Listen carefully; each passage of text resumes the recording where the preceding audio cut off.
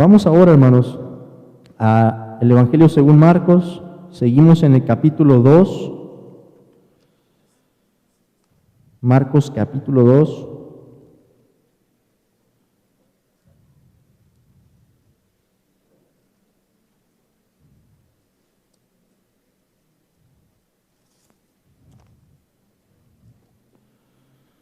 Marcos capítulo 2, y vamos a ir al versículo 18 al 22.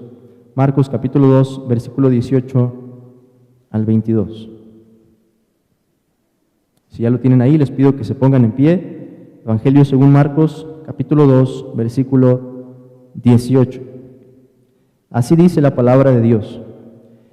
Y los discípulos de Juan y los de los fariseos ayunaban, y vinieron y le dijeron: ¿por qué los discípulos de Juan y los de los fariseos ayunan y tus discípulos no ayunan?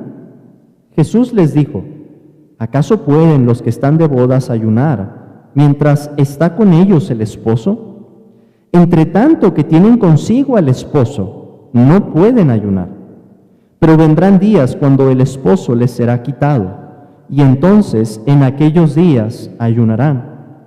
Nadie pone remiendo de paño nuevo en vestido viejo. De otra manera, el mismo remiendo nuevo tira de lo viejo, y se hace peor la rotura.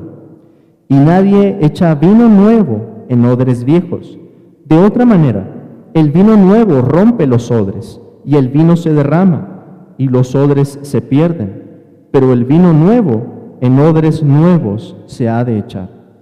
Amén. Pueden tomar asiento, hermanos. Oremos. Señor, pedimos de tu gracia en este momento que nos des entendimiento en tu palabra. Ayúdame a exponerla con claridad. Ayúdanos, Señor, a profundizar en este pasaje por la luz que tu Espíritu Santo imparte a nuestras almas. Concédenos entender más, Señor, seguir conociendo más a Cristo y de la obra que Él ha traído a favor de tu iglesia. Ayúdanos, Señor, sigue obrando entre nosotros y atrae también con esas cuerdas de amor a los que todavía no te conocen. Te lo pedimos en el nombre de Jesús. Amén.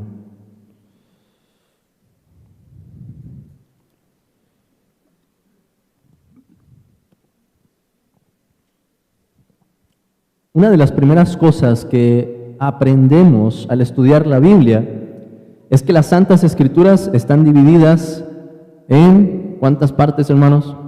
2 partes, el Antiguo y el Nuevo Testamento, 2 grandes partes. Se trata de un dato básico, creo que es parte incluso de la cultura general de nuestro país, que la mayoría de las personas saben. Si no saben ubicar los libros de la Biblia, al menos saben que hay 2 grandes partes, el Antiguo Testamento y el Nuevo Testamento.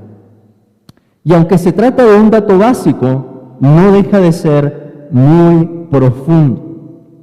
Tal y como la historia universal se divide en 2 periodos o 2 grandes periodos, antes y después de Cristo, así también tenemos en la Biblia un antes y un después de la primera venida del Señor. Lo que cambia entre esas 2 épocas, hermanos, no es la cualidad de la revelación. La revelación de Dios sigue siendo veraz, sigue siendo fiel, tanto en el Antiguo como en el Nuevo Testamento. El Antiguo Testamento y el Nuevo Testamento son infalibles, son inerrantes, y etcétera. Todas las cualidades que la Escritura tiene son necesarios y son inspirados. Igualmente, lo que cambia, hermanos, cuando pasamos al Nuevo Testamento es la medida de esa revelación. Un ejemplo es pensar en una semilla. El Antiguo Testamento es una semilla. ¿Y qué encontramos en el Nuevo Testamento? La flor que brota de esa semilla. El Antiguo Testamento se presenta a modo de promesa y profecía. ¿Qué encontramos en el Nuevo Testamento? Mayormente, cumplimiento De hecho, si empezamos a leer el Evangelio según Mateo, desde el primer capítulo encontramos esa declaración que dice, para que se cumpliese lo que dice la Escritura, para que se cumpliese lo que dijo Isaías, para que se cumpliese lo que dijo Jeremías. Y algo similar hemos encontrado en Marcos, que así comienza el Evangelio, como está escrito en el profeta Isaías, veíamos en el capítulo 1. En el Nuevo Testamento encontramos entonces el cumplimiento, una explicación del cumplimiento de las promesas y las profecías que encontramos en el Antiguo. Piensen en las expresiones que encontramos en la Biblia que nos hablan del carácter nuevo de esta revelación. Por ejemplo, cuando el Señor estaba celebrando la última cena con sus discípulos, les habló de algo nuevo. ¿Qué les dijo, hermanos? Les habló de un nuevo pacto. Ese nuevo pacto ya había sido anunciado por el profeta Jeremías, Antiguo Testamento. Pero cuando llegamos al Nuevo Testamento encontramos que el cumplimiento de ese nuevo pacto, la celebración de ese pacto, se hace con la sangre de Cristo. En el Nuevo Testamento encontramos la expresión nuevo nacimiento. Jesús estaba hablando con Nicodemo y le dice que le era necesario nacer de nuevo, un nuevo nacimiento. Encontramos también en Juan 13:34 que el Señor dice, un mandamiento nuevo os doy. Y ya habíamos visto, hermanos, anteriormente, hace ya bastante tiempo, en la primera carta de Juan, que la novedad en ese mandamiento no es que no fuera conocido, ¿verdad? Porque el Antiguo Testamento ya nos dice que hay que amar a nuestro prójimo como a nosotros mismos. La novedad en ese mandamiento es la frescura, la medida de revelación con la que ese mandamiento se presenta, los matices del significado que adquiere cuando vemos el amor de Cristo. La Escritura también nos dice, según a los Corintios 5:17, el que está en Cristo, nueva criatura es, o como también puede traducirse, nueva creación es. El Nuevo Testamento nos habla también de un nuevo hombre. La humanidad estaba dividida, judíos y gentiles. Había una barrera de separación. Cristo vino e hizo de los dos, nos dice la carta a los Efesios, un nuevo y solo hombre. Trajo reconciliación con Dios, trajo reconciliación también en la humanidad. La Escritura nos habla, en la segunda carta de Pedro, de cielos nuevos y tierra nueva. Y por último, encontramos en el libro de Apocalipsis que Jerusalén es llamada la Nueva Jerusalén. Hermanos, ¿qué necesidad hay de utilizar ese lenguaje de nuevo, nuevo, nuevo, nuevo? Es algo que se repite mucho en el Nuevo Testamento. Espero que hayan notado que nuestro pasaje hace un contraste también entre lo nuevo y lo viejo. El Señor dice al final, en el versículo 21, habla de un remiendo de paño nuevo en vestido viejo. Y habla también de vino nuevo en odres viejos, y que es necesario que el vino nuevo esté en odres nuevos. Es decir, este pasaje utiliza o comparte ese mismo lenguaje en el que el Nuevo Testamento nos habla de la novedad y la medida de esta revelación. Novedad en el sentido en el que hemos visto su cumplimiento en Cristo. Jesús nos enseña entonces en esta porción que Él vino, hermanos, a inaugurar una nueva época en la historia de la redención. Ya lo habíamos visto cuando el Señor habla del reino. Y recuerden que el Evangelio según Marcos, como en los Evangelios sinópticos, una de las claves para entender qué nos está diciendo el Señor en sus discursos, piensen por ejemplo en sus parábolas, es entender el concepto del reino de Dios. Cristo viene a traer su reino y con ese reino una nueva época. Por tanto, hermanos, era de esperarse que sus discípulos se caracterizaran por una actitud alegre mientras que tenían al Mesías entre ellos. Y vamos a ver que el Señor habla con ese lenguaje del esposo, tomando del Antiguo Testamento. Por eso, el ayuno no cuadraba bien mientras que Cristo estuviera con ellos.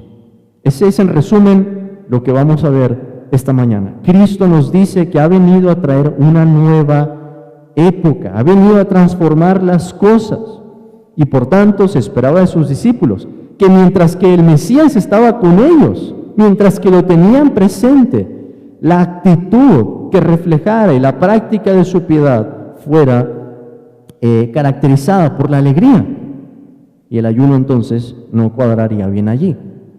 Pero vamos a ver que Jesús habla de un tiempo en el que el ayuno sí iba a cuadrar, cuando el esposo les fuera quitado. Y vamos a distinguir entonces también cómo esa nueva época debería también cambiar la práctica del ayuno. Pero a eso vamos a llegar en un momento. En primer lugar, hermanos, vamos a ver 3 puntos, pero en primer lugar vamos a ver la pregunta sobre el ayuno, que es lo que tenemos en el versículo 18, la pregunta sobre el ayuno. Después vamos a ver, en segundo lugar, la respuesta de Jesús. La pregunta sobre el ayuno y la respuesta de Jesús. Nos dice el versículo 18, y los discípulos de Juan y los de los fariseos ayunaban, y vinieron y le dijeron, ¿por qué los discípulos de Juan y los de los fariseos ayunan, y tus discípulos no ayunan? Este es el tercer encuentro en el que se nos habla de una pregunta. El primer encuentro había sido cuando el Señor sana al paralítico, pero esa pregunta había estado en la mente de los escribas. Todavía no decían nada, pero el Señor sabía que tenían esa pregunta. Después vemos en el segundo encuentro que la pregunta ahora se les hace a sus discípulos: ¿por qué su maestro come con los publicanos y con los pecadores? Y en este tercer encuentro, hermanos, ahora se acercan directamente al Señor. Y es una pregunta frontal, hay un cuestionamiento aquí. Ahorita vamos a ver de qué forma. Tanto Juan el Bautista como los maestros entre los fariseos practicaban el ayuno. De hecho, por lo que podemos deducir de la parábola del publicano y el fariseo en el Evangelio según Lucas, los fariseos ayunaban 2 veces a la semana. Es lo que el Señor dice, y seguramente refleja parte de la práctica de estos hombres. Vean que el ayuno, o la palabra ayuno o el verbo ayunar se repite varias veces. Solamente en el versículo 18 se repite 3 veces. Ayunaban, nos dice, y al final se nos dice, ¿por qué los discípulos de Juan y los de los fariseos ayunan y tus discípulos no ayunan? En el versículo 19 encontramos 2 veces esa palabra. ¿Acaso pueden los que están de bodas ayunar? Y al final se nos dice, no pueden ayunar. Y en el versículo 20 se vuelve a repetir, entonces en aquellos días ayunarán. El hecho de que se repita una palabra, hermanos, nos da una pista, y la pista es que este tema es importante. La otra pista la vamos a encontrar en el lenguaje que Cristo está utilizando para responder a esta pregunta. Pero el ayuno es el cuestionamiento aquí, y se recalca esa idea. ¿Qué es el ayuno? Tenemos que pensar primero. ¿Qué es el ayuno? El ayuno, hermanos, básicamente es abstenernos de alimento con un propósito particular. Estamos hablando de un ayuno religioso. No es un ayuno para hacer un tratamiento o una dieta. Estamos hablando con un propósito religioso. ¿Cuál es el propósito? Buscar el rostro de Dios en oración con más fervor. Ese es el propósito, abstenernos de alimento con el propósito de buscar el rostro de Dios con más fervor.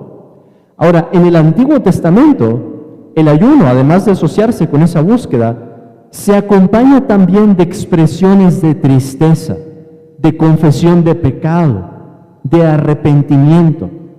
Y al pensar en eso nos va a ayudar a entender cómo Jesús está contrastando la actitud que debía caracterizar a sus discípulos. Pero vamos a ver algunos textos, hermanos, que asocian la confesión y el arrepentimiento con el ayuno. Vean, por favor, al profeta Joel capítulo 2, versículo 12. Joel capítulo 2, versículo 12.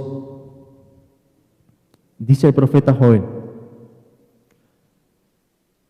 capítulo 2, versículo 12, por eso pues, ahora, dice Jehová, convertíos a mí con todo vuestro corazón, con ayuno y lloro y lamento, rasgad vuestro corazón y no vuestros vestidos, y convertíos a Jehová vuestro Dios, porque misericordioso es y clemente, tardo para la ira y grande en misericordia, y que se duele del castigo. Y nos dice el versículo 15, tocad trompeta en Sión, proclamad ayuno, convocad asamblea. ¿Cuál es el contexto allí? Arrepentimiento, un llamado al arrepentimiento. Y el ayuno entonces debía acompañarse claramente de expresiones de tristeza, una contrición del corazón, el momento en el que se compunge el alma y el pueblo debía abandonar el alimento temporalmente para enfocar toda su atención en volverse de todo corazón a Dios. Lo mismo, hermanos, no tenemos que ir a ese pasaje, pero si recuerdan en 2 de Samuel, el momento en el que Natán le anuncia a David por medio de una parábola su pecado, David lo reconoce, perdón, y el profeta le dice el profeta le dice a David que el niño que estaba en Betsabé en ese momento va a morir. ¿Qué es lo que hace David inmediatamente después de ese anuncio? Empieza a ayunar. ¿Se acuerdan? David está ayunando. Y cuando sus siervos están pensando en si le van a decir a David o no que su hijo ha muerto, el momento en que se lo dicen, David les responde, deja de ayunar en ese momento, y los siervos se quedan consternados. Y David les dice que estaba ayunando por si quizá el Señor respondía y tenía misericordia de ese niño. Pero no fue así, y entonces dejó de ayunar. Pero ese es otro ejemplo de cómo el ayuno, hermanos, se acompaña en momentos especiales, momentos que se apartan para buscar el rostro de Dios y se acompañan de tristeza y confesión en el caso del rey David. Lo mismo tenemos con el profeta Jonás. Cuando Jonás comienza su anuncio a la ciudad, les dice, de aquí a 40 días Nínive va a ser destruida por completo. ¿Qué es lo que pasa con el pueblo? El rey convoca al pueblo y manda un ayuno, hasta de los animales, para ver si quizá Dios tenía misericordia de ellos. Y fue así. Estas son algunas referencias en el Antiguo Testamento que nos hacen ver la actitud que correspondía al momento del ayuno. Una actitud de tristeza, una actitud de necesidad, una actitud de urgencia y una actitud también de arrepentimiento y confesión. Y el ayuno, hermanos, vamos a ver, esto lo hace más impactante. Es una práctica que se encuentra también en el Nuevo Testamento, pero a eso llegamos en un momento. Si dos grupos que eran en un sentido tan distintos como los de los fariseos y los discípulos de Juan ayunaban, ¿por qué los discípulos de Jesús no? Este era un detalle contrastante. Piensen, hermanos, esto era parte de la piedad que se encontraba en el Antiguo Testamento. Y es una práctica buena, si tiene un buen propósito y si es hecho de la manera correcta. Pero era un cuestionamiento del tipo de piedad que estaría enseñando el Señor Jesús. Por eso digo que era un ataque, era un cuestionamiento frontal. Nosotros estamos ayunando y tus discípulos no ayunan. ¿Qué diría eso de ti, Señor? Y esto nos impacta más si reconocemos que Jesús mismo ayunó. ¿No es cierto? Mateo 4, Lucas capítulo 4, el Señor ayuna por 40 días. Y el Señor asume que sus discípulos vamos a ayunar. Mateo capítulo 6, ¿cuándo pues hagas ayuno? Nos habla de la oración, nos habla del hacer misericordia y nos habla del ayuno. ¿Por qué entonces hay algo aquí, hermanos, como que no cuadra? Jesús ayunó, Jesús enseña acerca del ayuno. En Hechos 13, por ejemplo, encontramos a los apóstoles y a los ancianos ministrando y están ayunando. ¿Por qué los discípulos de Jesús no ayunaban entonces? El Señor Jesús comienza a dar la respuesta con una pregunta.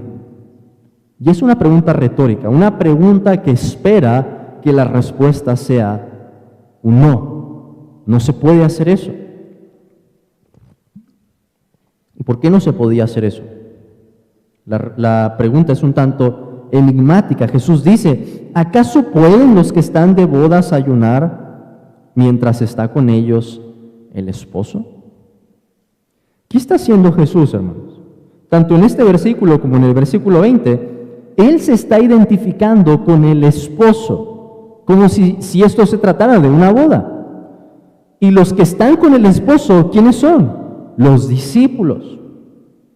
De hecho, que la palabra que se utiliza allí, lo tenemos en nuestra Biblia como están de bodas. Pero la idea es asistentes a una boda. Y la palabra en griego, hermanos, tiene dos acepciones. Puede ser que sean los invitados a la boda, o puede ser que sean, no sé cómo se dice aquí, pero los invitados que el esposo escoge para ayudarle a preparar la boda. Son sus más cercanos, son los más amigos. Puede tener una de esas dos acepciones.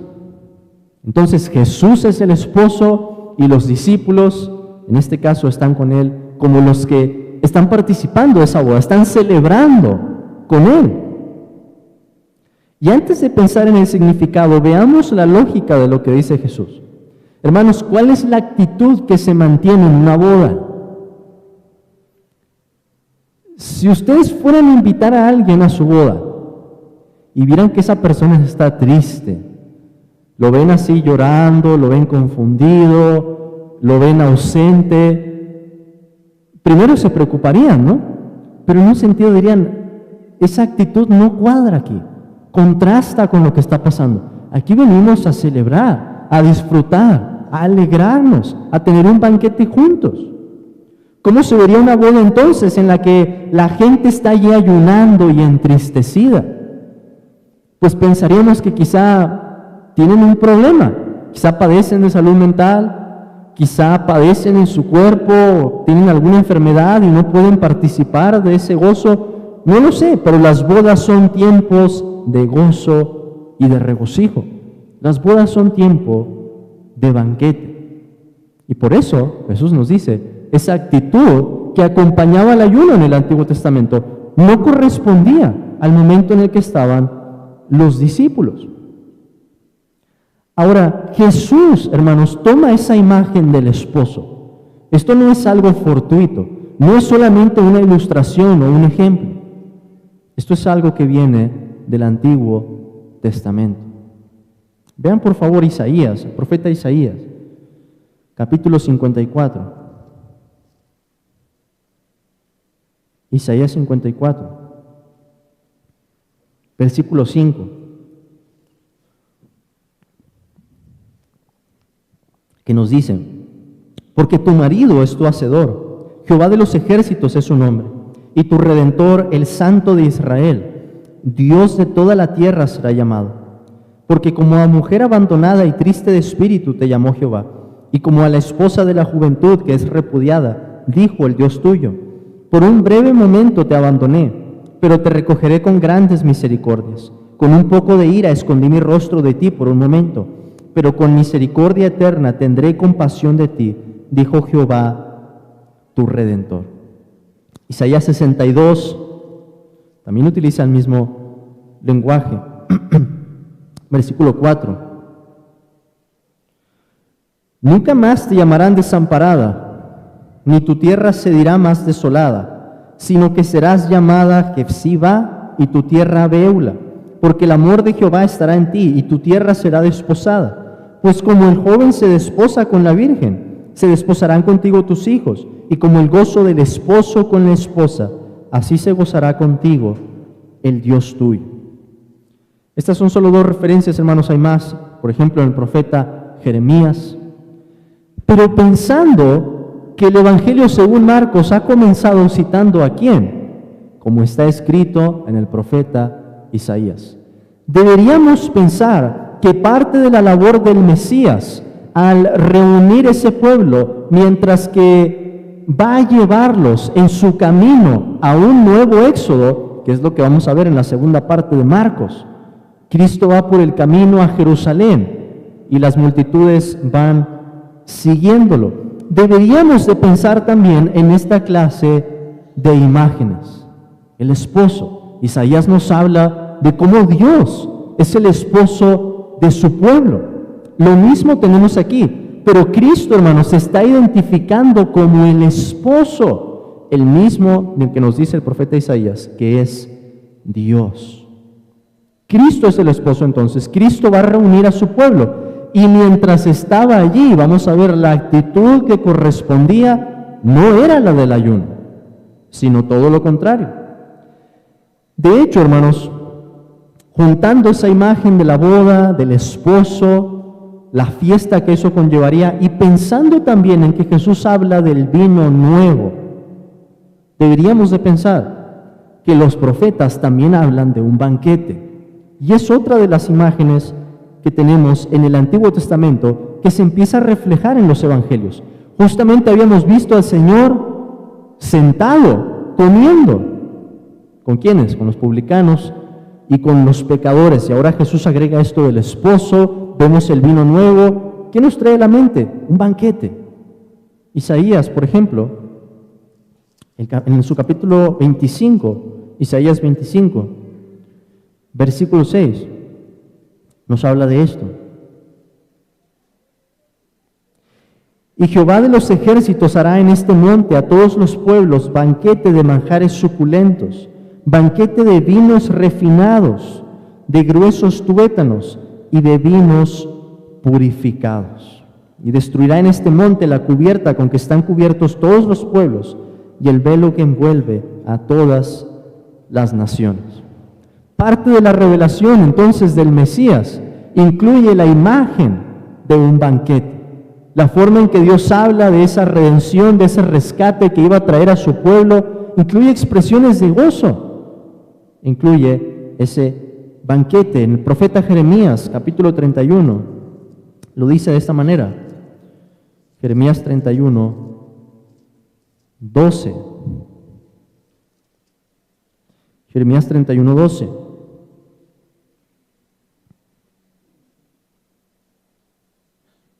Hablando de ese nuevo éxodo, Jeremías dice, Jeremías 31, 12, y vendrán con gritos de gozo en lo alto de Sión, y correrán al bien de Jehová, al pan, al vino, al aceite, y al ganado de las ovejas y de las vacas, y su alma será como huerto de riego, y nunca más tendrán dolor. Entonces la Virgen se alegrará en la danza, los jóvenes y los viejos juntamente, y cambiaré su lloro en gozo, y los consolaré, y los alegraré de su dolor. Y el alma del sacerdote satisfaré con abundancia, y mi pueblo será saciado de mi bien, dice Jehová. Si el Antiguo Testamento entonces nos habla de cómo el momento de la redención, cuando el Mesías se presentara para rescatar al pueblo y llevarlos en un nuevo éxodo, a una ciudad transformada, a una nueva Jerusalén, tenemos esas expresiones de alegría y de gozo. ¿Cómo podría entonces, hermanos, estar acompañada la primera venida de Cristo de dolor, de tristeza, de conciencias que se están compungiendo? Eso es lo que el Señor está diciendo aquí. La razón por la que los discípulos no ayunaban es por la presencia de Jesús, porque todos esos textos que leímos estaban teniendo su cumplimiento en el esposo. El esposo estaba allí con ellos. Piensen en eso. Es el cumplimiento de la expectativa profética. Jesús va a decir más adelante que muchos profetas y sabios en la antigüedad quisieron ver ese momento, los días del Mesías, pero no pudieron. Lo anunciaron de lejos. Lo confesaron a modo de profecía y de promesa. Intentaban escudriñar en sus propias palabras, inspiradas por el Espíritu. ¿Qué momento es el que indicaba el Espíritu de Cristo que estaba en ellos? Eso nos dice el apóstol Pedro en su primera carta. Pero cuando esos días llegaron, cuando el esposo estaba allí, eran días entonces de regocijo. Los días que muchos desearon ver y no pudieron. El Rey de Gloria estaba entre sus discípulos. La actitud entonces que correspondía al advenimiento del Mesías era la alegría de una boda y de un banquete. Una alegría, hermanos, que sería testificada por los milagros de Cristo. Piensen en la alegría que sentiría el paralítico al oír: hijo, tus pecados te son perdonados. Piensen en la alegría que tendría al pararse, al poder tomar su lecho y volver a caminar. Piensen en la alegría de los que hemos visto, los discípulos, el endemoniado que estaba en la sinagoga, que fue librado de esa opresión del enemigo, y los múltiples enfermos que el Señor estuvo sanando, como la suegra de Simón. Por supuesto que la actitud que merecía ese momento entonces y la presencia física directa de Cristo era una actitud de alegría, de gozo. Hermanos, la caída trajo pecado, maldición y tristeza. ¿Qué es lo que deberíamos esperar que traiga la redención entonces? La nueva creación será santidad, bendición y bienaventuranza. Una alegría eterna en presencia de Cristo. Justo ahora que fui a Guadalajara, una jovencita me preguntó: hermano, ¿podemos ser felices? ¿Ustedes cómo responderían a esa pregunta? Si un cristiano no ha leído con detenimiento el Nuevo Testamento, va a decir no, ¿verdad? Va a decir no, el mundo nos rodea, Satanás nos persigue, tenemos una carne que lucha contra nosotros. Pero si nos detenemos y decimos: a ver, pero la Biblia habla de gozo, la Biblia habla de alegría, la Biblia habla de una paz que sobrepasa todo entendimiento. ¿Cuál debería ser nuestra actitud entonces? ¿O cómo deberíamos responder esa pregunta? Por supuesto que se puede ser feliz.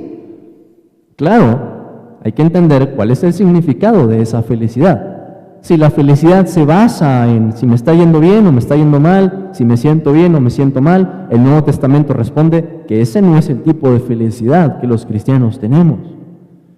Pero si con felicidad una persona se está refiriendo a que hay alegría, a que hay gozo, a que hay paz en el corazón, a que el alma se satisface y recibe plenitud, la respuesta es sí, por supuesto que sí. Más vale que respondamos que sí.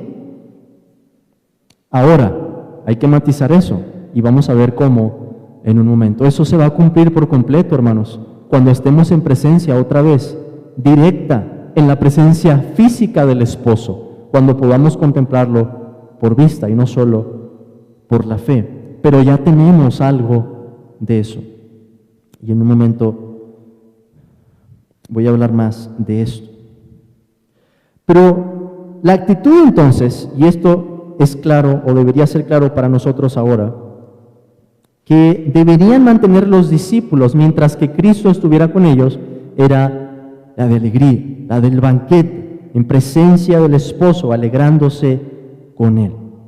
Pero Jesús dice en el versículo 20, pero vendrán días cuando el esposo les será quitado, y entonces en aquellos días ayunará. ¿A qué se refiere esto? El esposo les será quitado. Es una referencia a la muerte de Cristo. De hecho, el verbo es un verbo pasivo. Cristo no está diciendo yo me voy a quitar a mí mismo. Cristo está diciendo aquí el esposo les será quitado. ¿Qué nos recuerda eso? El Señor va a hablar después de cómo él iba a ser arrestado, iba a ser azotado, iba a ser asesinado por los de su propia nación. Es una referencia a la muerte de Cristo. Los que se opusieron al Señor en un momento le darían muerte. Y en ese momento, después de su muerte, la actitud correcta, ahora sí, sería tristeza y ayuno. De hecho, la segunda frase que tenemos aquí como entonces en aquellos días, debería ser más bien entonces en aquel día. Jesús está alternando entre el plural y el singular aquí, pero vendrán días cuando el esposo le será quitado, y entonces en aquel día ayunará. Y esto nos dice, hermanos, que hay una tensión, y es lógico si pensamos en el panorama que el Nuevo Testamento nos presenta. El Nuevo Testamento nos dice que estamos viviendo en una época única. Vivimos entre las dos venidas de Cristo. El Señor ya vino, su reino está entre nosotros, pero todavía no vemos la consumación. Todavía esperamos a la segunda venida. Entonces, en ese lapso, Jesús nos está diciendo que el ayuno aplica. El Señor selló con su sangre, como el esposo de la iglesia, el nuevo pacto para tomarnos a nosotros. Pero en esa misma imagen, y al pensar, hermanos, que el esposo no está con nosotros en su plenitud, debería acompañarse entonces una tristeza. Con esto cabe preguntar, ¿cuál es la actitud que el Señor espera que tengamos? ¿Deberíamos ayunar o no como cristianos? Si juntamos Mateo capítulo 6, cuando el Señor asume que sus discípulos van a ayunar, si juntamos Hechos capítulo 13, por ejemplo, cuando la iglesia, no solamente una persona, la iglesia, los ancianos estaban haciendo ayuno y oración, nuestra respuesta debería ser: el ayuno permanece. Pero si el esposo no está físicamente presente con nosotros, pero espiritualmente, ¿cuál es la actitud entonces que debería traer consigo el ayuno? Una actitud, hermanos, en la que reflejamos tristeza y alegría. Una actitud con la que reflejamos alegría diciendo: Señor, tú ya has venido, nos has tomado, somos participantes del nuevo pacto, somos tu pueblo y experimentamos la comunión contigo.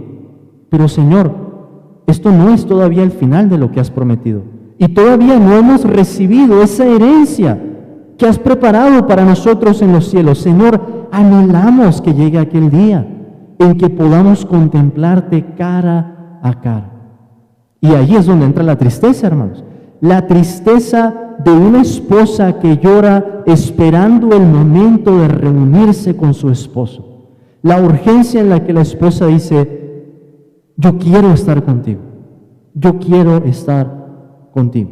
Entonces, en el nuevo pacto, paradójicamente, reflejamos en nuestro ayuno esas dos actitudes. Reflejamos alegría por el esposo, pero también la añoranza de querer tener esa plenitud de comunión con él, sin ningún estorbo ya, sin ningún pecado, sin ningún enemigo, sea dentro de nuestros corazones o fuera de nosotros, sin ninguna oposición. Vivimos, hermanos, en un periodo privilegiado. El ya, pero todavía no. El reino ha venido en poder, pero todavía no llega su consumación. El reino se ha acercado y está entre nosotros, pero todavía no vemos el final de esta historia. Y la actitud entonces que debería acompañar a esta época involucra esos dos aspectos. Una alternancia, una combinación paradójica entre alegría y tristeza. Si seguimos esta línea de pensamiento, nuestra respuesta debería ser entonces: sí, el ayuno permanece, pero conlleva una idea distinta. No puede ser igual el ayuno del Nuevo Pacto que el ayuno del Antiguo Testamento. El esposo se ha revelado de manera gloriosa en el Nuevo Testamento. Y los que vivieron bajo el Antiguo Testamento no pudieron ver eso. Lo vieron de lejos. Pero nosotros, hermanos, lo vemos hacia atrás. Es un evento que ya ha ocurrido. Y en este sentido el ayuno se vuelve cristocéntrico. Piénsenlo así. Cristo ha transformado cómo pensamos en la oración. Sí. En el discurso del aposento alto, Juan 13, 14, 15, 16. Jesús nos habla del Espíritu Santo. Jesús dice que pidamos en su nombre. que vamos a recibir, que tenemos confianza, que podemos acercarnos al Padre, que el Padre mismo nos ama, que no nos va a negar entonces si pedimos en su nombre. Cristo transforma nuestra oración. Cristo ha transformado cómo pensamos en la adoración del Antiguo Testamento al Nuevo Testamento. Yo no veo que tengamos un templo o que tengamos un arca. En el Nuevo Testamento Jesús dice, Juan capítulo 2, destruyan este templo y en 3 días lo reedificaré. En Juan capítulo 4, cuando el Señor estaba hablando con la mujer samaritana, le dice que iba a llegar una hora en donde no iban a adorar ya en el templo o en ningún otro lugar, sino que en cualquier lugar iban a adorar al Padre. La oración ya no iba a estar situada en un solo lugar, como lo era en el templo, en el Antiguo Testamento. Cristo ha transformado entonces también la forma en que pensamos del ayuno. Ya hemos visto al esposo por la fe, hemos visto lo que Él ha traído, hemos recibido los beneficios de su obra y por eso nos alegramos, pero al mismo tiempo añoramos su segunda venida. La vida cristiana entonces, hermanos, conlleva tanto alegría como dolor. Y esa debe ser la perspectiva equilibrada que tengamos. ¿Podemos ser felices como cristianos? Deberíamos decir, somos felices, somos plenos, hemos recibido ya la salvación de nuestras almas y la presencia de Dios está con nosotros. El Espíritu Santo mismo ha venido a habitar en nuestros corazones. Pero hay dolor en la vida cristiana, hay lágrimas. Por supuesto, tenemos alegría. El esposo y el Salvador de la iglesia es nuestro Señor Jesucristo, pero dolor, porque lo contemplamos aquí, hermanos, con muchos estorbos y dificultades. Ya añoramos que eso acabe. Vivimos en un mundo trastornado por el pecado. La experiencia apostólica confirma esta paradoja. El apóstol Pablo dice, como entristecidos, mas siempre gozosos. Segunda a los Corintios 6:10. ¡Qué locura! Alguien puede decir que no conozca al esposo, pero ¿qué locura semejante es esa? ¿Cómo que entristecidos, mas siempre gozosos? Pero para aquel que ha conocido lo que significa la cruz, lo que significa seguir a un Salvador que fue crucificado y que resucitó al tercer día, puede entender bien estas dos cosas. Que hay gozo en la vida cristiana, y ese gozo coexiste con la tristeza y el dolor. Pero el Señor además, hermanos, nos da 2 ilustraciones que nos hablan del carácter del reino, el carácter de la revelación con la que Él vino. Y esas 2 ilustraciones están en el versículo 21 y 22. En el versículo 21 el Señor dice, nadie pone remiendo de paño nuevo en vestido viejo. De otra manera, el mismo remiendo nuevo tira de lo viejo y se hace peor la rotura. El 22 nos dice, y nadie echa vino nuevo en odres viejos. De otra manera, el vino nuevo rompe los odres y el vino se derrama y los odres se pierden. Pero el vino nuevo en odres nuevos se ha de echar. Esas 2 ilustraciones cotidianas resaltan que Jesús vino con una nueva revelación. Él era el cumplimiento de las Escrituras. Él venía, hermanos, como el esposo a traer ese banquete en la redención que Él trajo. Por tanto, Él no venía a enmendar el judaísmo o las formas antiguas de la adoración. ¿Los fariseos necesitaban corrección? Sí, habían entendido mal las cosas. Pero Jesús no venía a enmendar la adoración del Antiguo Testamento. Jesús venía a cumplir y transformar toda la creación y la historia. Y con ello también esas formas externas. En otras palabras, Jesús trajo otra época. Una época en la que vemos por la fe la realidad a la que apuntaba el Antiguo Testamento. El Antiguo Testamento nos hablaba con tipos, con sombras, con símbolos. ¿Cómo nos habla el Nuevo Testamento? Con el cumplimiento de esas cosas. El lenguaje del vino nuevo es la forma de hablar de las realidades que acompañan su venida. Nosotros recibimos ese vino nuevo. ¿Por qué? Porque participamos de ese banquete mesiánico. Recibimos al esposo. El molde de las expresiones entonces de piedad del judaísmo y especialmente de los fariseos no calzaban bien con la revelación del nuevo pacto. ¿Cómo se hubiera reconciliado esas expresiones de tristeza, de escasez, de dolor que encontramos en el ayuno en el Antiguo Testamento con la presencia del esposo? Ya vimos que eso no cuadraba. Y eso, hermanos, no cuadra tampoco con el nuevo pacto. Por eso he dicho que el ayuno permanece, pero el ayuno ha sido transformado. El significado y las cosas en las que estamos pensando al practicarlo son distintas de las que pensaría un creyente en el Antiguo Testamento. Nuestro propósito puede ser el mismo al fin, el querer buscar el rostro de Dios, pero no lo hacemos pensando en las mismas cosas. ¿Qué podemos tomar como aplicación de esto? Es importantísimo que reconozcamos el tiempo en el que vivimos y los beneficios que hemos recibido en el nuevo pacto. Reconocer este tiempo, hermanos, nos ayuda a aclarar un sinfín de preguntas, como la pregunta: ¿podemos ser felices?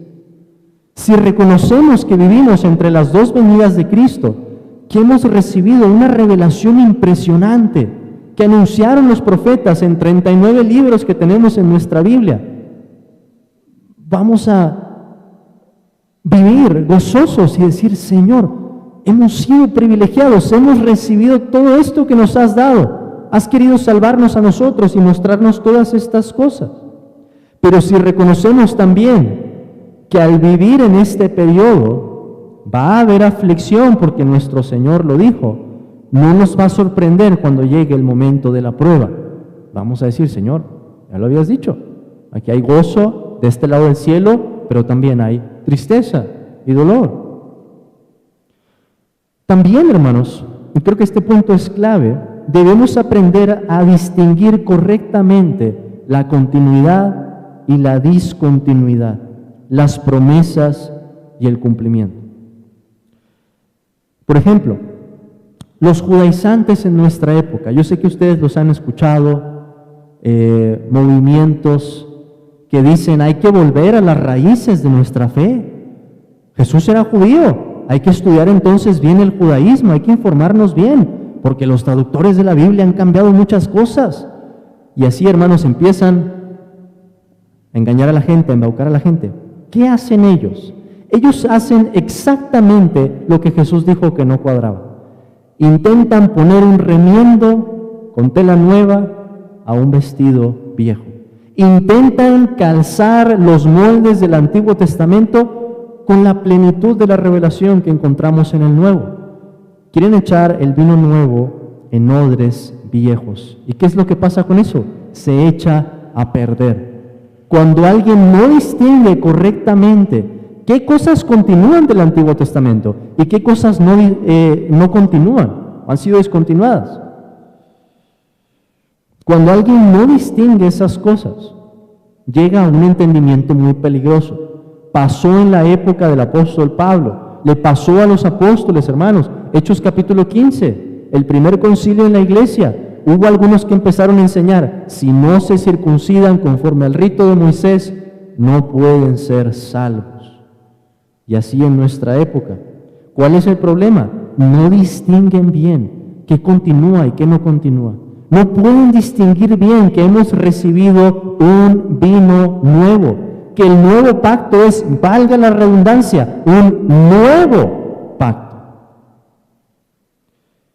Entonces, hermanos, vemos al esposo por la fe y ya participamos en una medida de ese banquete espiritual. Pero dejemos este pasaje pensando que algún día la tristeza que pueda haber en este mundo y en nuestro corazón acabará y podremos contemplar a Cristo por vista.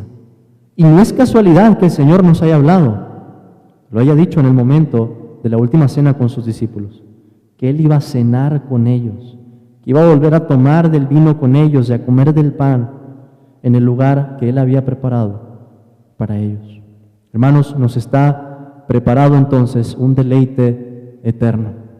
Pero mientras que estamos aquí, debemos reflejar esa añoranza por nuestro esposo, con una actitud que combina tanto alegría, tanto gozo, porque tenemos a Cristo, pero también un dolor y una urgencia de querer tenerlo aún más cerca de nosotros. El Señor nos ayude a esperar aquel día y a ser de esos que demuestran con su actitud, tanto que han sido salvados como que aún aguardan las realidades por venir.